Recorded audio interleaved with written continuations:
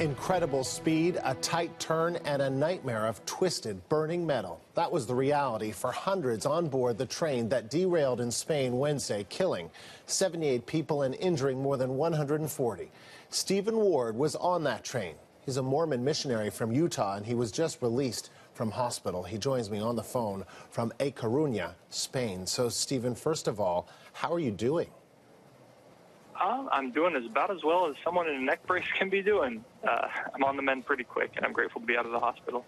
And what was it like to be on that train?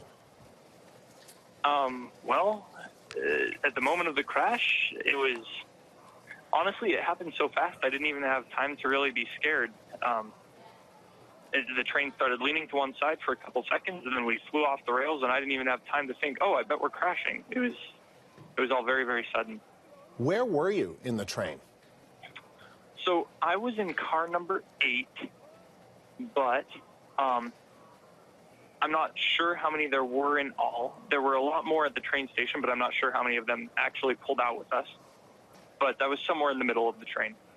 So you talk about how fast it all happened, that you probably didn't even realize at the time that you were actually crashing. Can you just describe those few seconds in terms of what you saw and what you heard as this train was crashing?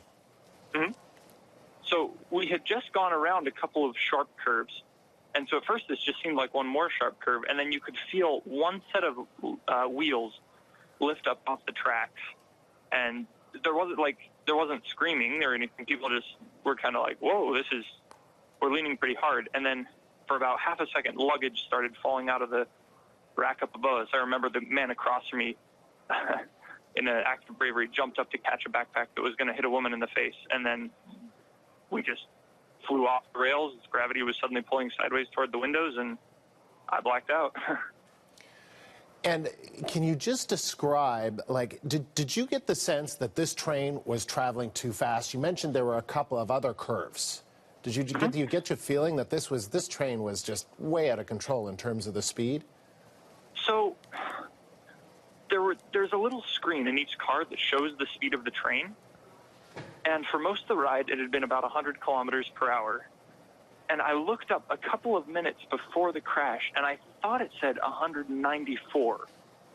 But it was all the way on the other side of the train car, and the sun was kind of shining off of it, and I don't have the best eyesight, so I thought, oh, that can't be right. It must be 104.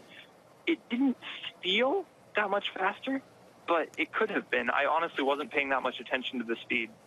Did you feel when you were on the train, though, that you were going too fast, or did it feel as though it was a fast speed train, and did it feel okay in the moments before? Honestly, it felt okay. It felt like this train is supposed to go fast. This is what it should be doing. I was writing in my journal at the time, so I wasn't really paying that much attention to the speed. So then describe what happened. You talk about how you blacked out. Do you have any sense of how long you blacked out for? I looked at my watch when I came to. I wasn't out for more than 2 or 3 minutes. The next thing I remember is them helping me out of the car. I was very lucky. My car ripped apart from one of the cars next to it, so they were able to help me out through a door rather than a window, and I was one of the first people they got out.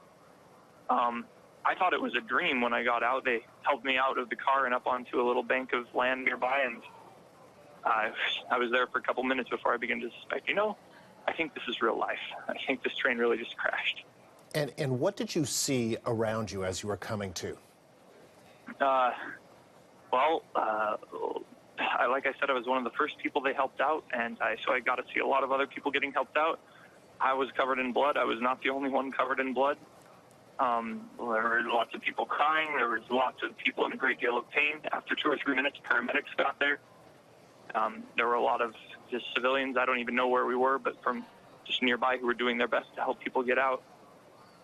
But it was pretty gruesome. Have you ever, I'm sure you haven't ever experienced anything like this. No. How do you kind of, not that you can make sense of it all, but how do you try and, what have you been thinking about since now you're at a hospital, what have you been thinking about over the past couple of days? Mostly, I'm just really grateful that I came off so well. I mean, I'm very sad that so many people passed away and that so many others are in critical condition. I was the very last person they pulled away in an ambulance because I was in relatively good condition. I mean, I have some good bruises, some scrapes, some staples, and a neck brace, but nothing that won't heal on its own. So my overwhelming emotion has just been gratitude that I didn't come off so much worse. Stephen, good to hear that you're okay, and we appreciate you taking the time to talk to us. Thanks very much.